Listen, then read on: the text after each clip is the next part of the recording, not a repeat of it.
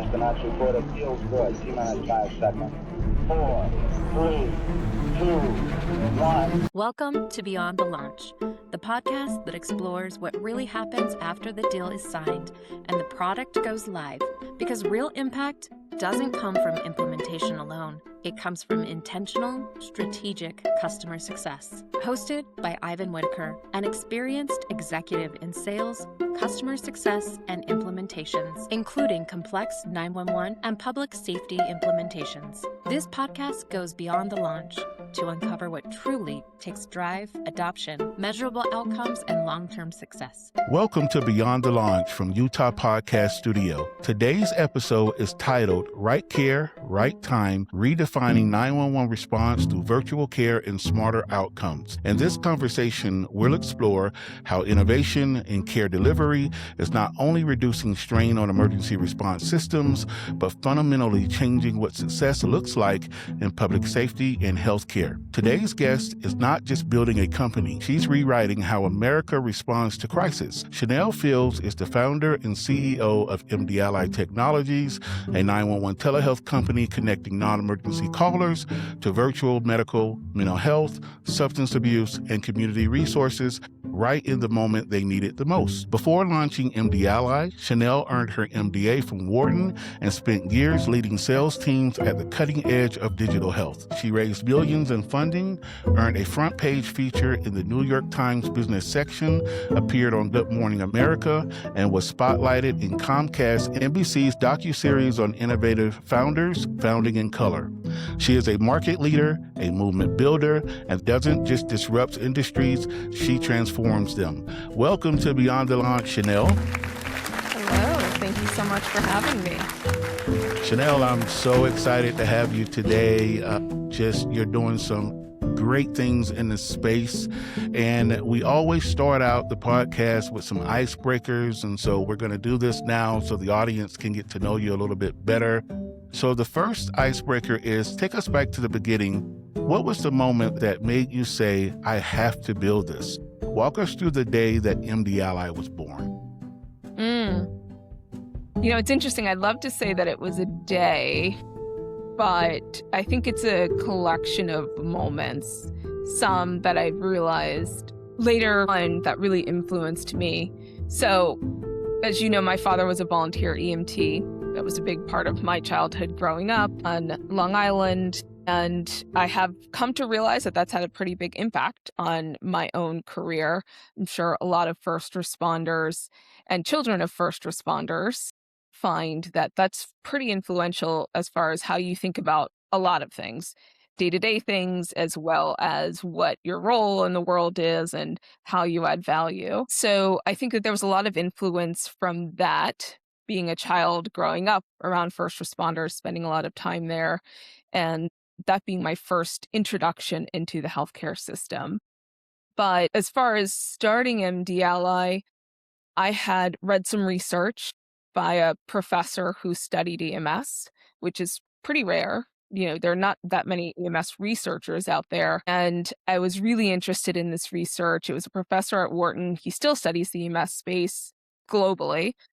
And he had found that in low-income and indigent communities, there can be higher rates of dead on arrivals.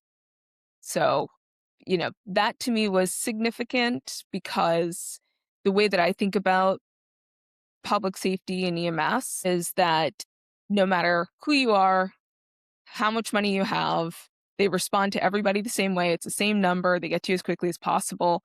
And so just understanding that there are these other factors that can get in the middle of what the mission of, you know, public safety and EMS is, I think that that was a pretty big catalyst for me. And that led to, you know, my starting MD Ally. I left my job, went to go study under that professor. I traveled around the country for about 2 years, just doing ride-alongs with first responders. And that really solidified it for me. So I remember pretty vividly this one patient that I met. I wish I knew her name. I remembered her name because she is imprinted on my mind. But I remember we went into her home and she had diabetes, very advanced stage of diabetes. And her foot was deteriorating, to put it lightly. And she had mentioned that she went to the ED last week. The crew mentioned that they're out there pretty often. She said the last time she was there, she waited 16 hours, which was pretty interesting to me because that's a long wait to do on a Right. weekly basis. Yeah. And I just sat with her and was chatting with her, which is what I often do. I do a lot of ride alongs and I sit and chat with the patients while they're being helped by the crews. And, she was talking about why she utilizes the 911 system. And it's a lot of pragmatic things that make sense. But she was also talking about how she was told previously she needs to go see a podiatrist, which she absolutely did, but she didn't actually know what that was. And I think that she felt pretty comfortable telling me that. And that meant a lot to me because then I was able to understand okay, so it's not just getting care, it's also not knowing how to navigate the broader healthcare ecosystem that drives this challenge. And something I love doing, right? So I can, Right. part of what I said is like, oh, I can set up an appointment for you with a podiatrist. That's no problem, right? And imagine how that changes somebody's life, right? Is having those appointments that don't just put that band-aid on the problem, but connecting them to the long-term routine care partners. So that was really what pulled it all together for me is not just the how do we get folks to utilize the 911 system appropriately, but how do we get them into the healthcare system in a way that works for them, get them connected to the right providers. And that care coordination piece, I think, is something that I'm extremely passionate about. And that is one example of something that really just brought that passion to the forefront for me because it's easy for us to do that for patients and just take that work off their plate. That's a very long Oh, answer. that's it's very interesting because many, when they think of virtual care or telehealth, they think about one session or one treatment experience. What you're talking about is much more than that. Access to a variety of different healthcare sources. So can you expound on that a little bit more? Yeah, healthcare is local. It just is, right? People are local, their communities are local, healthcare is local, and getting plugged into that and support in navigating you to whatever is the most appropriate destination, I think is pretty key to solving for this. And it's not just here in the US. For example, I've traveled around the world and done ride-alongs, and it's the same challenge. Even in single payer systems or very, very different healthcare structures, they have the same challenge with overutilization of the 112, 999 systems, and that navigation to healthcare providers that can take over the routine care component is really key. So that's what really drives the quality of life improvements is getting folks to where they need to be. What I often remind folks of is one, all of us, even us in healthcare, we probably have a list of appointments that we need to schedule, should have scheduled 2, 3 weeks Right. ago, right? We're Right. Yeah. right? Patients are busy and, having that administrative support, I think is key. So our team of care concierges, they act as personal assistants to the caller. And this is something we interview pretty heavily for is like, would you be a good personal assistant? Right? Can you get folks to what it is that they need? And I think that that takes a lot of humility. It takes a lot of compassion and creativity often getting to Yes. and Yes. persistent. So that's how we think about it is how can we be extremely persistent? Remember we had this one pharmacy that we were calling to help get a patient a prescription and they asked us, "Oh, is this person a celebrity? Like, is this an alias name for a celebrity? Like, why are you guys calling to set all this up?" And we're like, "No, this is just one of our patients," right? And so I think like that's how we think about that navigation to local resources and how we get for the patient the outcome that they need. Absolutely.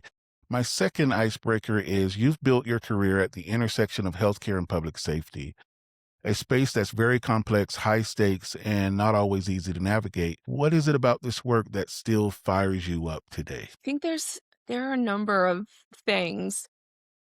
As I mentioned before, I do a lot of ride-alongs, so I spend a lot of time with teams and crews.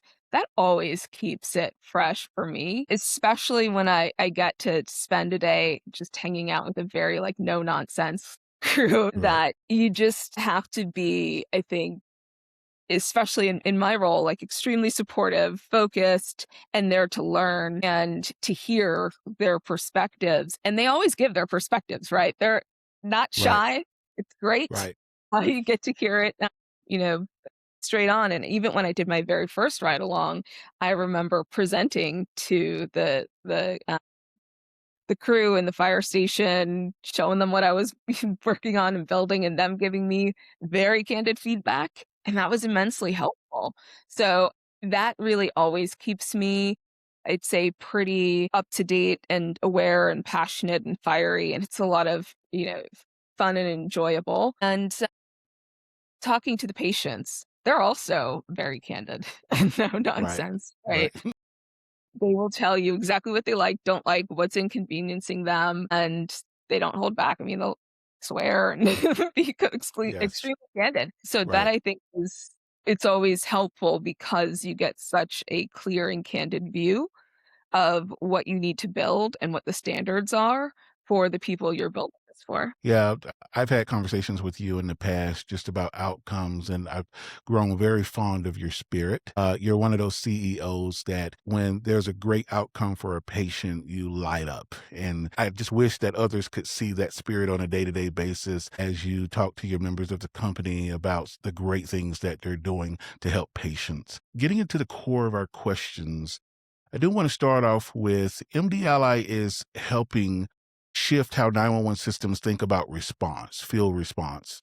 From an implementation standpoint, what does it look like to introduce alternative pathways into environments that are traditionally built around dispatch and transport? Yeah, so the key principle is always keeping front and center what the main goals and performance measures of your partners are. So, from a dispatch center perspective, prior to MDLI, after MDLI, the goal is the same, right? To be able to get resources to their community as quickly as possible. So, when going into an implementation, we really do a lot of observing initially. So, wanting to see how that particular dispatch center dispatches calls, even on calls that have nothing to do with telehealth, because it's so important for us to understand is what do the operations look like now and currently, and how do we keep as much of that the same and not disturb things in order to introduce this new care pathway. So we look quite a bit at, like, what are the current clicks and what's the current call handling time? What are the different tendencies as far as how to dispatch a call, and where can we fit telehealth in as, let's say, a puzzle piece, but not rearranging most of it, right? I like to keep it about 95% the same, because you've got a team of incredibly well-trained folks that know how to do what they're doing. They know how to do it very quickly, and their focus is on dispatching those resources and, saving people's lives. What we do is how do we focus on how do we make sure that they're able to do that, and that they have these additional options, but that they look similar and feel similar to what they're currently doing today. And so taking inventory of the current process is really important, and getting that down in as much detail as possible.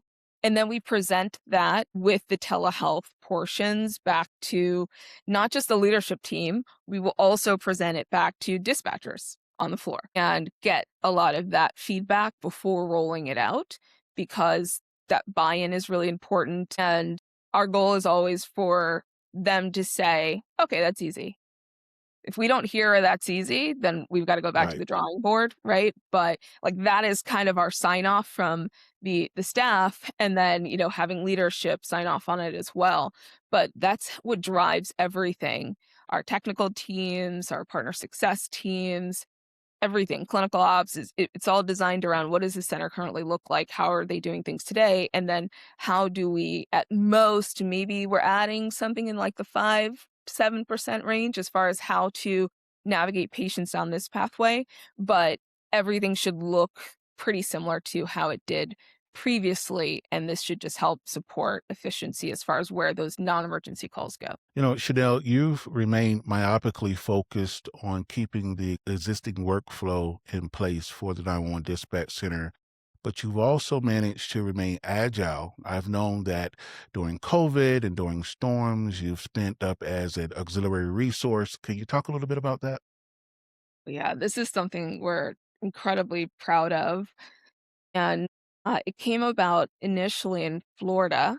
So we've got a number of clients in Florida who have to contend with hurricanes, and that can be incredibly challenging and disruptive for their operations. And what we started doing, we've been doing it for maybe 4 or 5 years now. I think Hurricane Ian was the first one.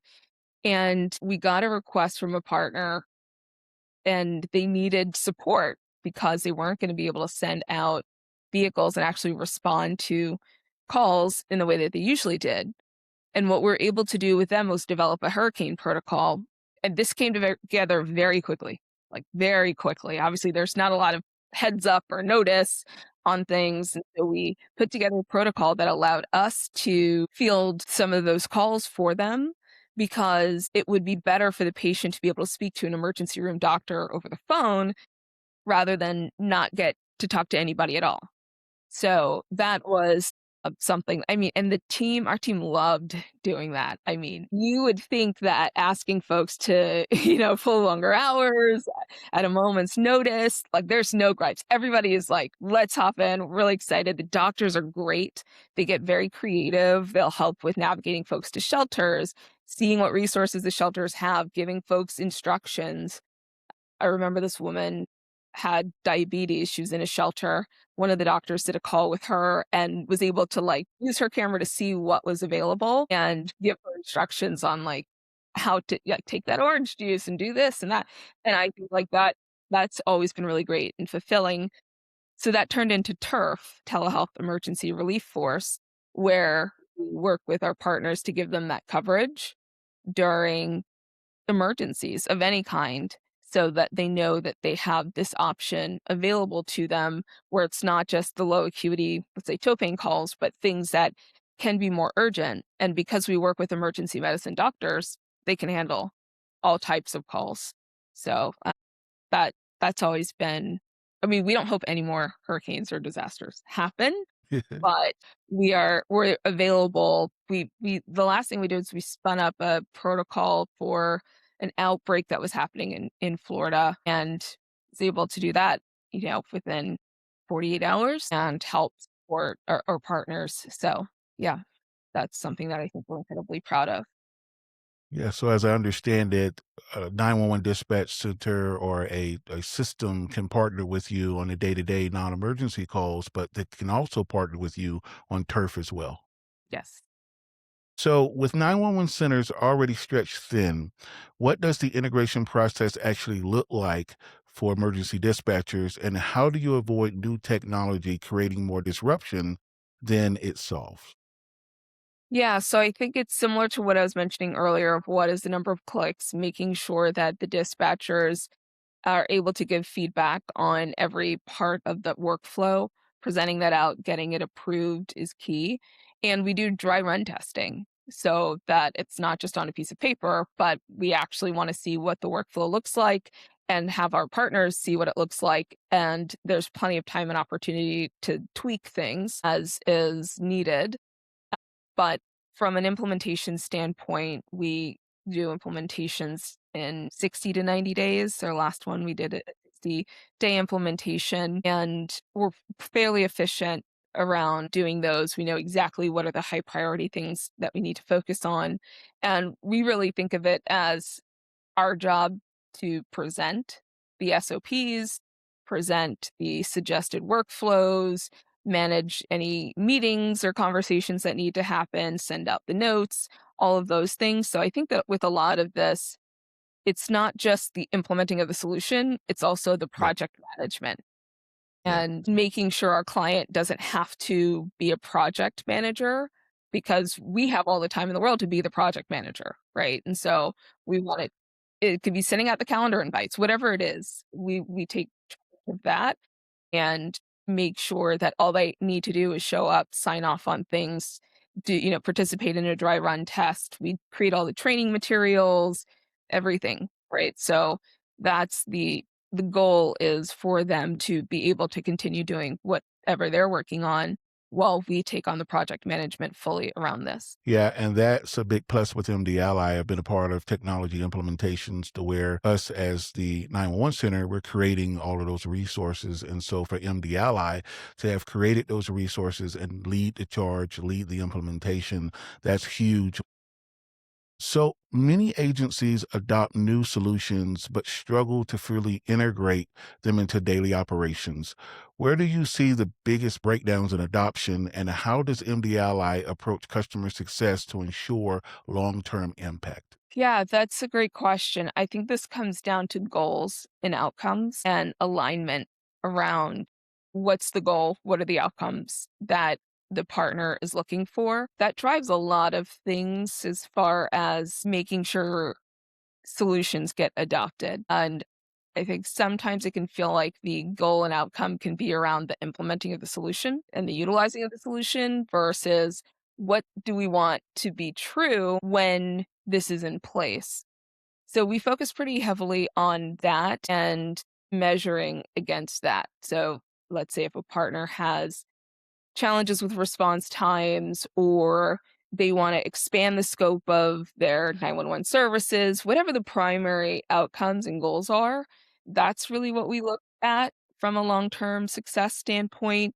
Our performance management, meetings is all about that. Where are we relative to the goal and what we wanted to have happen as far as an outcome? So that helps a lot, right? Because it's not about how much of this, how much of that on a day-to-day basis. It's, what degree of impact is this having? And do we need to have a greater degree of impact, right? And how do we do that? And I think that's also really great because then you and your partners are thinking about this in a very collaborative way because everyone knows what's the point and objective. So that's a key component of it is really breaking it down as far as an outcome standpoint. We trying to free up crews? Are we trying to reduce burnout, turnover, you name it, right? Response times, what's the actual objective? And then that allows us to know whether or not we're on track. Yeah, I was speaking to a 911 director a couple of weeks ago, and he told me that there was a challenge of high utilizers. He said in his system, high utilizers represented about 20%. And of course, we want everyone to feel that they have access into the 911 system, but the problem was downstream and to where they just weren't getting the care the patient should be getting. So MD Ally solves for this, correct?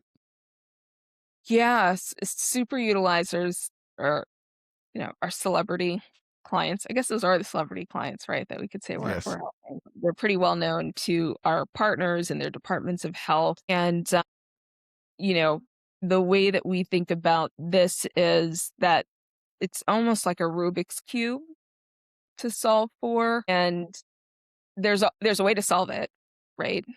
And it's just about understanding what are the complexities with that particular super user. We had one in, again, this example in Florida, where it was a patient, fairly young gentleman, who had a lot of, let's say, conditions that he was managing. And he had over 200 transports the prior year. We were able to get him down to under 10. And the very next year, and that was not just a telehealth call, as much as I love telehealth. It was not just telehealth call. We coordinated their Department of Health. He was on their top 10 list. We were able to get him enrolled in some programs. He, in particular, had passion for streaking and losing his medication because he would take off his pants and Yeah. his bottle would be in his back pocket and he would lose it. And so when we dug deeper, right, into solving this Rubik's Cube, one of the things that he said was that he had to go to the hospital to get his medications. And I think that this is something that's really important when it comes to super users is really paying attention to what they say in detail. For us, when he said he had to go, that meant we wanted to clarify, what do you mean when you say you have to go? And he explained, I have to go up there. That's where I get my medications. And it turns out that is what he had to do. He was Yeah. right. The pharmacy, because of his passion for streaking, he would lose his meds. That would be a 30-day prescription and he couldn't get a refill. And so what they were doing was they were actually rationing his prescription. They would give him a couple of pills at a time. So he had to go to the hospital to get his next, dose and script filled. And this was such an epiphany Right. because when we called the pharmacy, they were fairly insistent on continuing to ration out his pills. And we said, do you realize he's had over 200 transports? And part of it is he's Right. coming up for that. They hadn't realized that. I don't know how they thought he was getting up there, right? But they hadn't realized that our doctors were able to talk to them, get it changed to CVS, sign him up for like the CVS Care card thing and prescription delivery to his home, to his mom's home, where his mother was able to get his prescription. And I mean, that changed quite a bit when it came to his equation, right? And his quality of life. Right. And we got a lanyard with a little pill bottle in there so he could put his pills around his neck, still streak all he likes, right? Yes. We embrace patient behavior if that's what he needs to do. But how do we make sure he doesn't lose his pills? So that was pretty impactful, him being able to still have his pills by wearing it on a lanyard around his neck. But I think that when it comes to super users, it's often listening and being creative in finding a solution that fits for them in their world with their logic, with their preferences. It can't be, this is not how you should do it. You should do it this way. There's not as much success with, trying to reason and change the behavior there. So it really has to be around making this work in the way that suits them. And that's where you can be really effective with super users. And our team has a lot of time, right, to do that. There's no way that our partner would have had the time to do all of those things because they are saving lives. And so, we have that passion around that piece as well. And that's how we think about super users is, okay, how do we solve for what it is that they need in the way that they need it? So, beyond diverting calls, how does MD Ally ensure that a non emergency caller connected to a telehealth physician actually receives follow through care rather than falling through the cracks? Yeah, so when we think about the patient journey and what that looks like, you can think of it as like a hub and spoke model. So it's not just about delivering that care in real time, even though that's a very important component, is checking that box for the patient, getting them the care that they need in real time with the emergency room doctor that they were heading to the ED to see, right? So fully checking that box off. Then it's combining that with the administrative support to get connected to the right care destination. And for some of the calls, it's self-care instructions. But for a, good amount of them, it's also maybe it's you need to talk to your PCP, you need to set up an appointment with a podiatrist, right? You name it. That's really where our care concierge team shines. And they are focused on looking at that treatment plan and collaborating with the patient to figure out how to set those things up for them and actually tackling that list. So the way that we do it is the patient, they're on the phone with the doctor, and at the end of that encounter, the care concierge joins. So it's like we don't want the patient to get off the phone and then we have to try and call them back, or we give them a to-do list.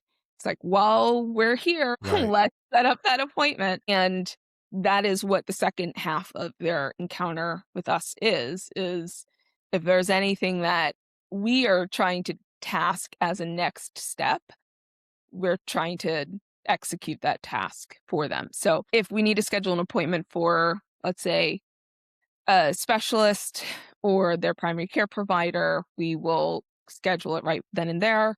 If they have a transportation barrier, we want to arrange alternate transport for them, schedule that as well, and make sure that those steps are tackled and checked off for them so that they don't have to do that themselves. So I think that that's a key component of making sure that those next steps happen and that they are all set and have whatever it is that they need. And so, for a program like MD Ally, what are the key indicators that the program is truly successful after implementation, both operationally and from a patient outcome perspective? Operationally, it means that our partners are happy and their staff is happy. So we do NPS satisfaction surveys with not just patients, but also with our partners and not just, leadership. We want to hear from their teams as well.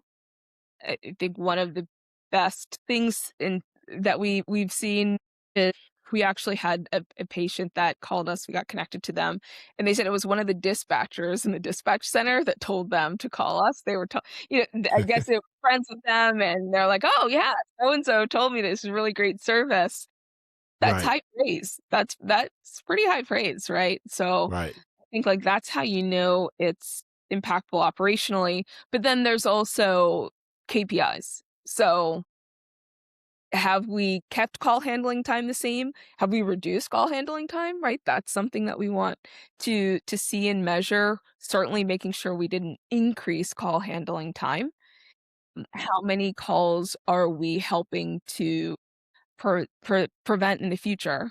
So it's not just how many we're able to navigate that are sent to us, but we also find that about 25 to up to 39 of the calls we receive can be patients who are calling us back for help or support. And that's because those are calls that would have gone to the 911 system. So when we talk to our partners at the dispatch and EMS center level, it's not just how do we do with the calls we've taken, but also the prevention of future unnecessary calls. And that's a proof point we're able to show pretty effectively. So I think that when it comes to operations, it's are folks satisfied? Is it easy to use? Does it keep performance of existing KPIs that our partners have the same or improve them? And then also, around the, downstream of that from the patient side of things, how satisfied are they? You mentioned at the start of the call, like I do love patient satisfaction Yes. surveys. I get every single one. I get every single one. Like our leadership team gets every single one. We actually have a feed where you can see them coming in, and it's such a dopamine hit of seeing a patient, even when they write short things like, "Yeah, this is great," or Right. this is are awesome. I didn't have to do, didn't have to go here and do all of that, or this is I think like that really is great. And then also when they give feedback and tips and pointers, I think that gives us a lot of insight into the patient's mind and Right. how they view the experience and where ways in which we can continue to enhance it. Yeah, one success factor that you mentioned is more than a third of the patients that are connected with MD Ally actually receive follow-up visits by them actually initiating that visit. And so that is a huge success, Chanel. It means they like us. Yes. So, Chanel, as more agencies explore alternative response models, what separates those that successfully operationalize these programs from those that struggle to gain traction? That's a good question. I think that for the ones that struggle, and it doesn't mean they struggle permanently, but I'm thinking especially at the initial time of the launch, I think it's highly tied to alignment on what goals they have as an organization. I don't mean just with us, I mean internally for themselves amongst their teams as well. And we can do our best to try and get everyone on the same page. But I think that within their own organization, understanding what are the benefits of this, what are the key things that they're looking to achieve, and there being that alignment that's pretty important. It's pretty Yep. important. Yep. Yeah.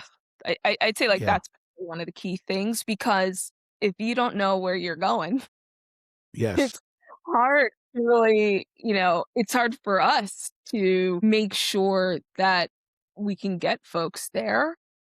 But I think all of those things, again, it's solvable, right? Yes. Alignment can be one of the easiest things to solve for, when Yep. it's named, and it's like, okay, actually, let's take a minute to make sure that what we're driving towards is what's needed.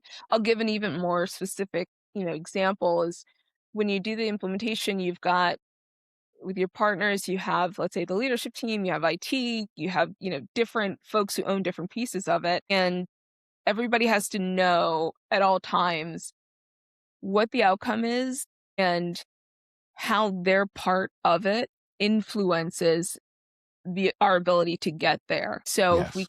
configure things the right way, then it'll be easier for the dispatchers and the call takers to utilize. That's really Right. important. Like, I would say Right. that's one of the most important pieces. And if it's too cumbersome, kind of a non-starter, Yeah. because Yeah. there's not going to be actually any adoption. And so that could mean, okay, let's take another cycle to look at what the workflow looks like. Let's, to make sure the data is flowing in the right way and that the process is optimized, the steps are optimized, and that being pretty key and important, because if it's not, you can check the box on, let's say, doing the technical pieces, like, okay, it's done, done on time, but then you're going to struggle Right. with adoption afterwards. So I think that Right. that's one of the examples. And then, for partners who do really well with it, it's because they know and they're myopically focused on, like, here's the outcome that we really need. Yeah. I think one of the key components that I like about MD Ally is you provide all of those resources externally to the 911 center where I don't have to go out and get a bunch of resources to make this work. One of those resources is a clinician or a physician, right? So very, very impressed with how you put the program together to reduce the strain on 911 centers. Looking ahead, how do you see MD Ally evolving as a part of the broader public safety and healthcare ecosystem? And what role will virtual care play in the future of 911? I think that the vision is around expanding the scope of public safety services, and it always has been. And, there's ALS, there's BLS. With this, it's a virtual response tier.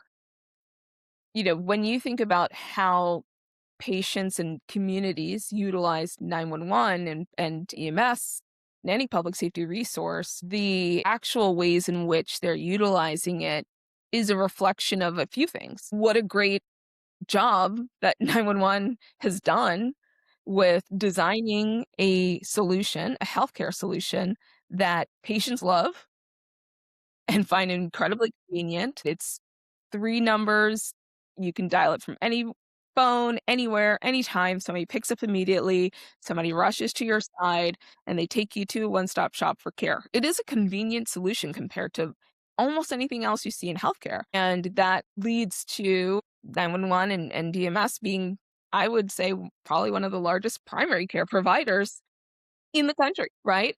And so it's about how do we continue to understand how the community is viewing and utilizing 911 and make sure that public safety systems have the resources and the tools to respond to the community and get the community what they need. I think one of the mistakes that folks can often make is, let's say, saying, okay, no, we don't, thinking about it as we don't want the community to do this or that, versus this is how the community is utilizing this resource. Let's assume that they are right or onto something. How do we embrace that? And how do we actually make public safety resources more robust and Right. make that the, a cornerstone of serving the community in a broader way. And so that is things like connecting from 911 to 211, right? So connect from the 911 system to the 211 system to the 988 system to scheduling with local healthcare providers. So it's all about creating this infrastructure for 911 that helps to expand the destinations it can get patients to that actually reflect the requests that are coming in to the system versus everybody going to the ED even when they need social services or mental health resources or you name it. Right. So you mentioned 988, which was very successful in the first year, more than 1 million calls when they launched. And I see virtual care having the same success. So I think you're really on to something with the model that you put in place.